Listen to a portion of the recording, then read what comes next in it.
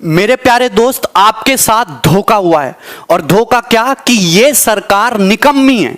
और जितने भी सरकार के लोग इस वीडियो को देख रहे हैं, मैं साफ साफ और सीधे शब्दों में कहना चाहता हूं कि तुम्हारी सरकार निकम्मी है। आज हमारे देश का जो सबसे बड़ा मुद्दा है, सबसे बड़ा मुद्दा केवल एक है, धोखा हुआ है। और धोखा क्या कि ये एक सेकंड निकम्मी है। और जितने भी सरकार के लोग इस वीडियो को देख रहे हैं, मैं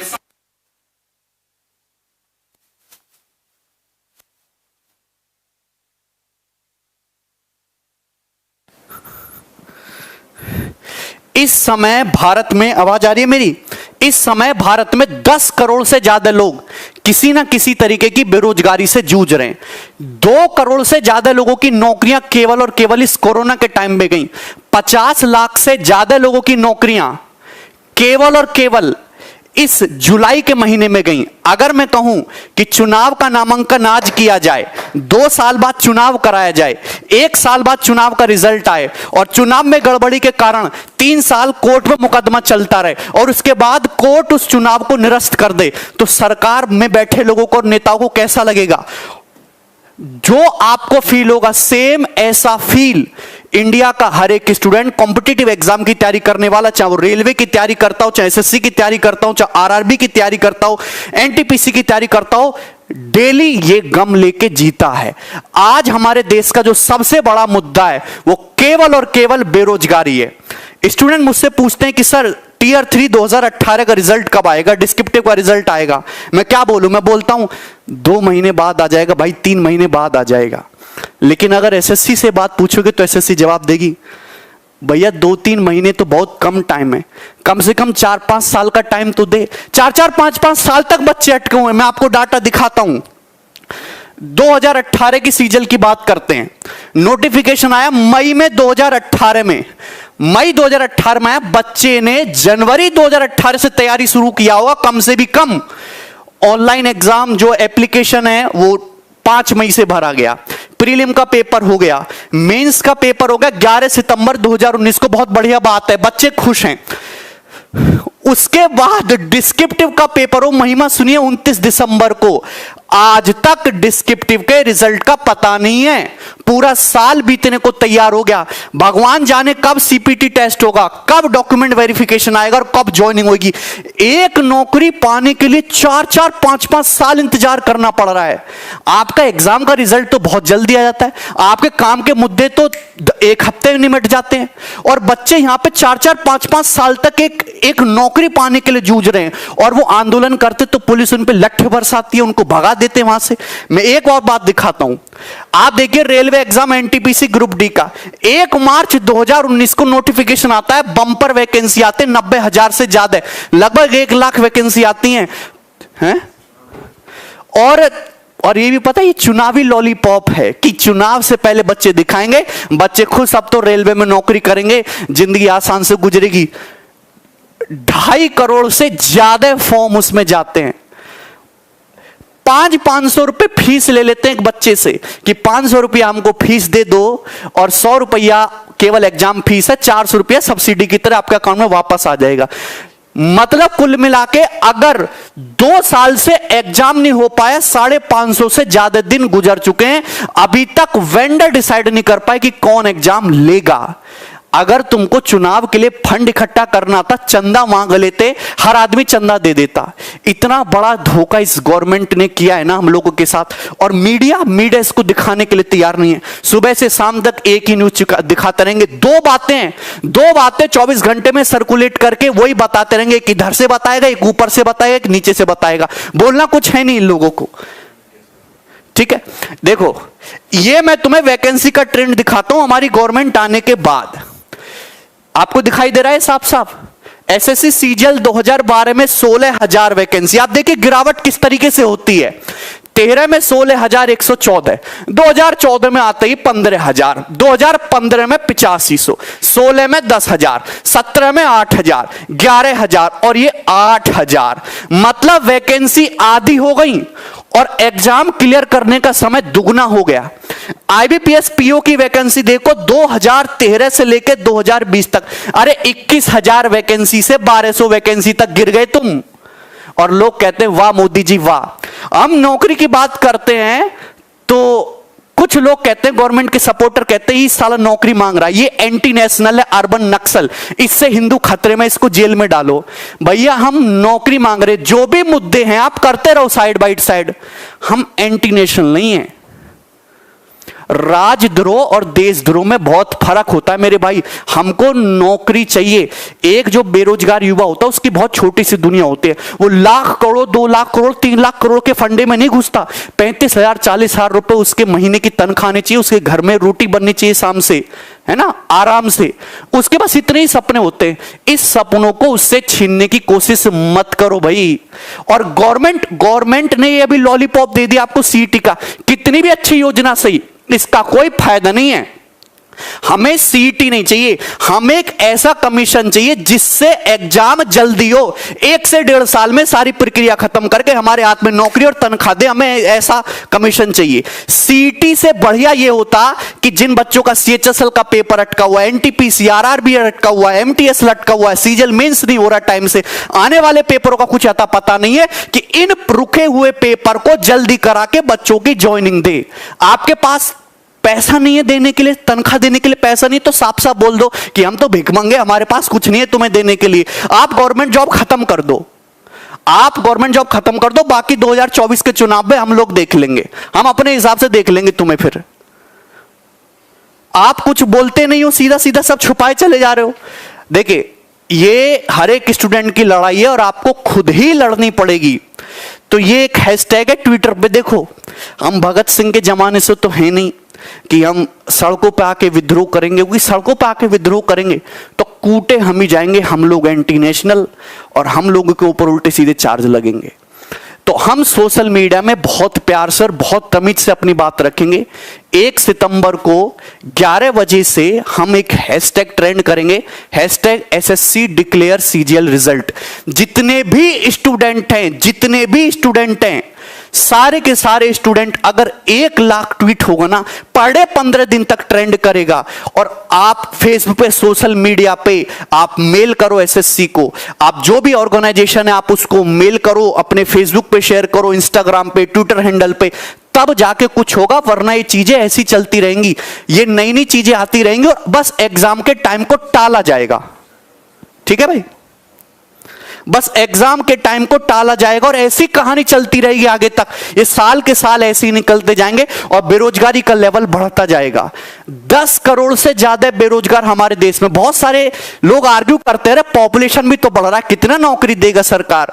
भाई पॉपुलेशन बुड्ढों का थोड़ा ना बढ़ रहा है, पॉपुलेशन बढ़ रहा है जवान लोगों का। हमारे पास पॉपुलेशन नहीं, हमारे पास रिसोर्सेज बढ़ रहे। पहले घर में 1 आदमी कमाने वाला था, आज घर में 5 आदमी जवान कमाने वाले हैं, लेकिन वो पांचों के पांचों घर में बैठे खाली। अगर वो आदमी, अगर एक आदमी 50-50 हजार रुपया कमा के लाएगा तो 2.5 लाख रुपया महीने घर में आएगा। आप कहते हो आत्मनिर्भर बनो, आपने छोटे मोटे बेरोजगारों के सारे धंधे खत्म करवा दिए, उल्टी सीधी पॉलिसी ला के। कैसे आत्मनिर्भर बनेंगे? तुम लोग हम पे निर्भर हो, सरकार हम पे निर्भर है और हम आत्मनिर्भर बन जाएं। प्राइवेट नौकरी का पता नहीं, सरकारी नौकरी को तुम खाएगे, 5-5 साल में क्लियर हो रही, अरे 5 साल में भी क्लियर नहीं हो रहा। इस तरीके का हाल देख लो।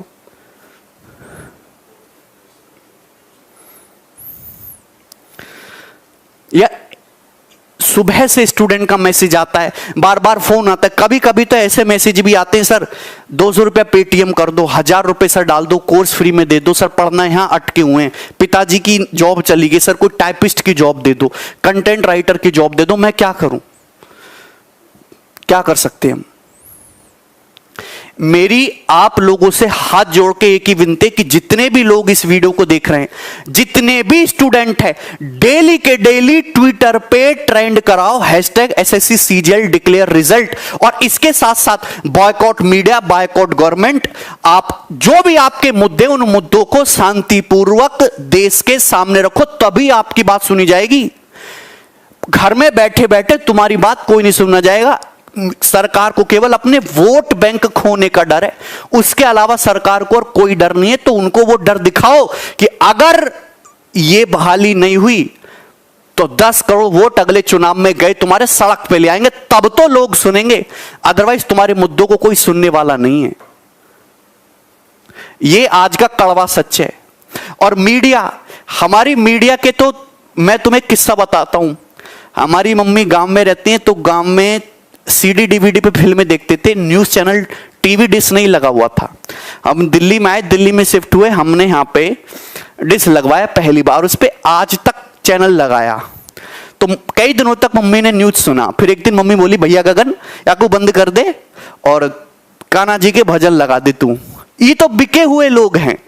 एक लेडी जो पढ़ी लिखी नहीं है, मेरी मदर, वो 4-5 दिन देख के, जिनको मैंने कभी नहीं बताया कि मीडिया ऐसे बिका हुआ है, रोज टुकड़ा जाता है वहां से सरकार से इनके लिए, और उनको ये पता चलेगा कि ये बिका हुआ लोग है, इसने अपना जमीर बेच रखा है। क्या तुमको नहीं दिखता? मीडिया सरकार की पॉलिसी की केवल वाहवाही करता रहता है, वाहवाही करता रहता है। मोदी जी ने किसी आदमी को 200 रुपया दान दिया तो सरकार वाले दिखाएंगे, देखो कितना करारा नोट दिया है ना, कितना करारा नोट दिया, अब इससे बढ़िया खाना खाएंगे, इनकी ताकत आएगी, और उसकी इतनी गुणगान, उसकी इतनी वाहवाही कर देंगे ना कि क्या ही बताओ। और जो काम के मुद्दे हैं वो ऐसे कहीं ऐसे डुबक जाते, कोई दिखता नहीं। आज दिल्ली हाई कोर्ट ने, आज या 1-2 दिन पहले दिल्ली हाई कोर्ट ने मोदी गवर्नमेंट को फटकार लगाई, और फटकार में क्या सीधे सीधे शब्द बोले उन्होंने कि आपकी जितनी भी पॉलिसी हैं सब एक तरह के ढकोसला हैं और ये सरकार पाखंड से घिरी हुई है। ये दिल्ली हाई कोर्ट ने बोला, ये कोई मीडिया तुमको नहीं दिखाएगा कि ये सरकार की पॉलिसी पाखंड से घिरी हुई है।